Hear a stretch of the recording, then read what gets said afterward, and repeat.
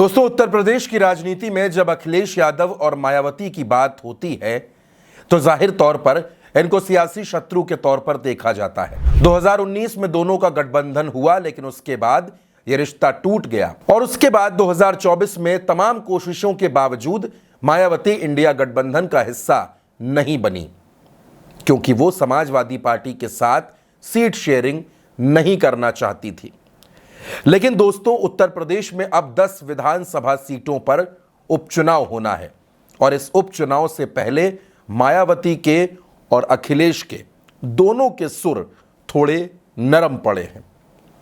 दोनों एक दूसरे के प्रति बड़े सॉफ्ट होते जा रहे हैं और इन दोनों का सॉफ्ट होना बीजेपी की मुश्किलें बढ़ा सकता है। दोस्तों, जिन 10 सीटों पर उपचुनाव होना है वहां बीजेपी ने अभी से अपनी तैयारियां शुरू कर दी हैं, लेकिन इस बीच अखिलेश यादव और मायावती का एक दूसरे को लेकर इस तरह से नरम पड़ जाना, एक दूसरे को थैंक यू बोल देना, ये कई सवालों को खड़ा करता है।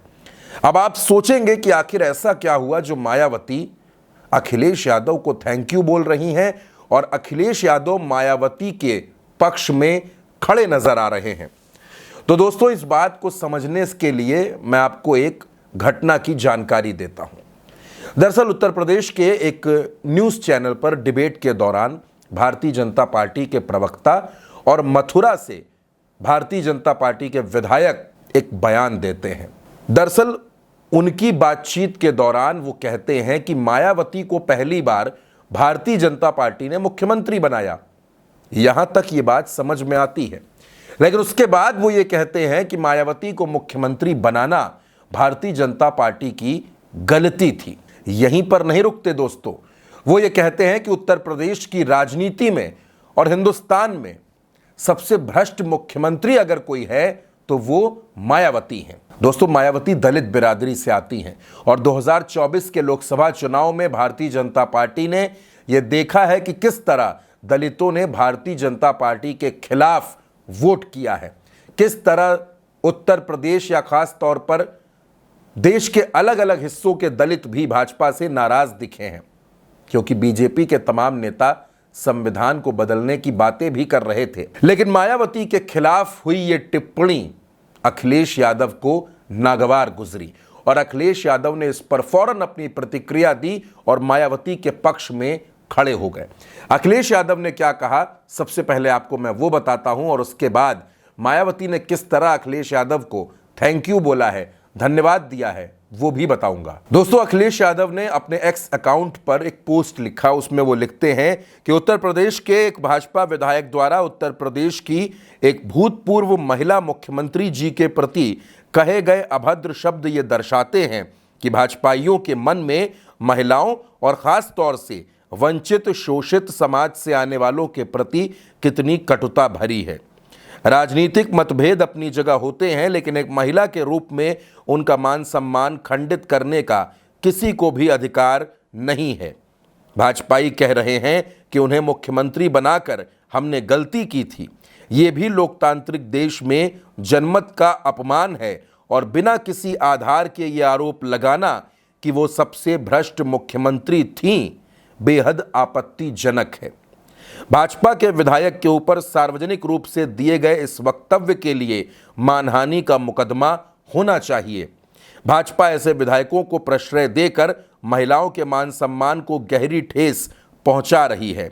अगर ऐसे लोगों के खिलाफ भाजपा तुरंत अनुशासनात्मक कार्रवाई नहीं करती है तो मान लेना चाहिए कि यह किसी एक विधायक का व्यक्तिगत विचार नहीं बल्कि पूरी भाजपा का है। घोर निंदनीय। दोस्तों, ये एक्स पर अखिलेश यादव की प्रतिक्रिया है मायावती के मामले में, जो मायावती पर टिप्पणी भारतीय जनता पार्टी के विधायक ने की। लेकिन दोस्तों, मायावती ने भी अखिलेश यादव का शुक्रिया अदा किया है। मायावती ने अपने एक्स अकाउंट पर लिखा कि सपा मुखिया ने मथुरा जिले के एक भाजपा विधायक को उनके गलत आरोपों का जवाब देकर बीएसपी प्रमुख के ईमानदार होने के बारे में सच्चाई को माना है। उसके लिए पार्टी आभारी है। पार्टी को भाजपा के इस विधायक के बारे में ऐसा लगता है कि उसकी अब भाजपा में कोई पूछ नहीं रही है, इसलिए वो बसपा प्रमुख के बारे में अनाप शनाप बयानबाजी करके सुर्खियों में आना चाहता है। जो अति दुर्भाग्यपूर्ण है।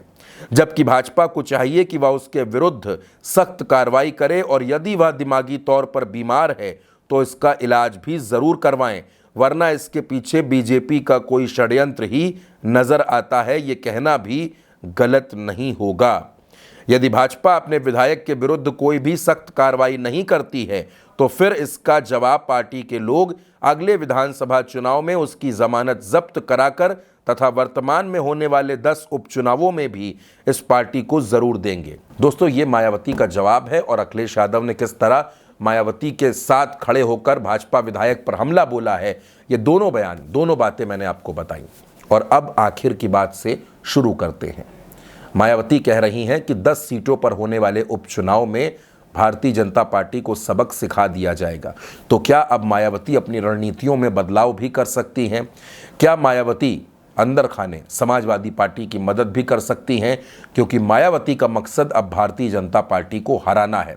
और जिस तरह से अखिलेश यादव और मायावती के बीच अप्रत्यक्ष तौर पर इस तरह की बातचीत हुई है, इस तरह के बयान सामने आए हैं, इससे एक बात तो साफ है दोस्तों कि भारतीय जनता पार्टी में और भाजपाइयों के खेमे में खलबली मच गई है। उनको लगने लगा है कि अगर अखिलेश यादव और मायावती में इंटरनली भी कोई समझौता हो गया तो इन 10 सीटों का जो उपचुनाव है ये भारतीय जनता पार्टी को बहुत महंगा पड़ सकता है। दोस्तों, इस खबर के बारे में आपकी जो भी राय हो, अपनी राय हमें कमेंट बॉक्स में जरूर बताइएगा और ये भी बताइएगा कि अगर अखिलेश और मायावती अंदर अंदर कोई गठबंधन कर लेते हैं तो 10 सीटों पर जो उपचुनाव है उसमें भाजपा का कितना बड़ा नुकसान होने जा रहा है।